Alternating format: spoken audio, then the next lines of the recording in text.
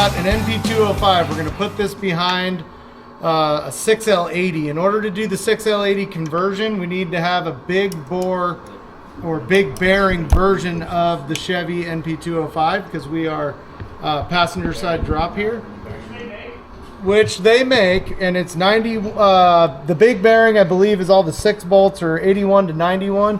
This is a 1980 case, which had a slip yoke like the big bearings usually do, except this was a small bearing case.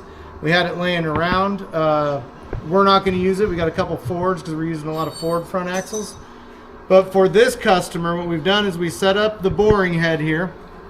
I've centered it in the hole by finding a limit and a limit, that distance, halving it for our X, and same for our Y, side to side, front to back, found that. And then we dialed it in up here on the DRO by spinning it backwards and hearing it kind of drag the whole way around but not sticking in one spot. And we are within 1 to 4 thousandths of center is where we started off. Although a lot of those numbers change locking the table down. Right now we're going to take 5 and make sure that everything's good in here, but we are very well centered. So I am going to turn this sucker on right here, and we are going to spin this up. I got to make sure that I lock down all of my little set screws. We're going to auto feed it. We're doing cast iron here. Basically what the difference is this is an 80 millimeter bearing in the small bearing bore here, and the large bearing is a 90 millimeter bearing. We're going to get a nice clean cut on it. We're going to measure it. We're going to get the bearing. We're going to make it to where the bearing slips in there nice and tight, and hopefully not overshoot it. Otherwise we'll be looking for another 205 case. We're all locked in here. I added 10 thousandths right here. I'm going to fire it back up, put the auto feed on, and let the big dog eat.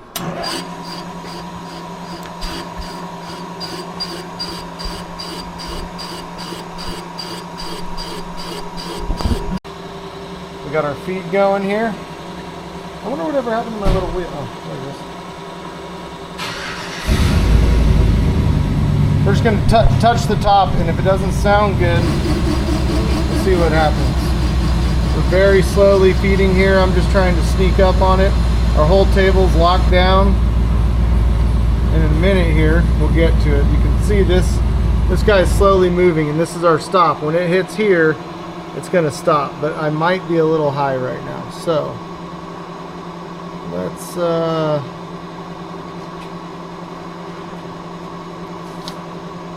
this could take a minute, but so we are 3-inch 297 currently, roughly measured, starting to look good in there. I'm going to go get the bearing, measure the bearing, decide what type of interference fit or tolerance I want to have in there. I've watched a brief video on somebody starting one of these earlier today just to see kind of what their methodology was, how they were locking it down on the table mainly.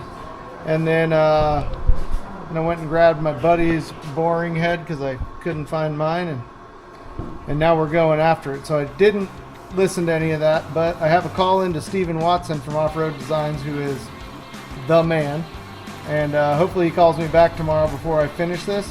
I'm going to leave it on the table.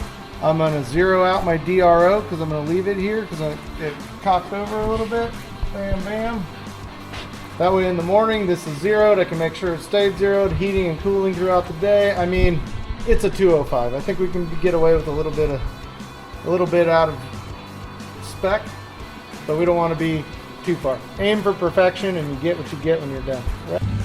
All right, so we took this down. We snuck up on it in the last pass. We put about 1.5 thou in it, so 15 10,000ths. All right, something like that. Anyways, got this. We're gonna see how good our fitment is, and that is tight in there.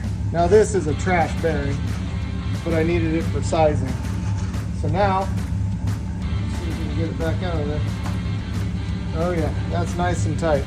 It's just about right.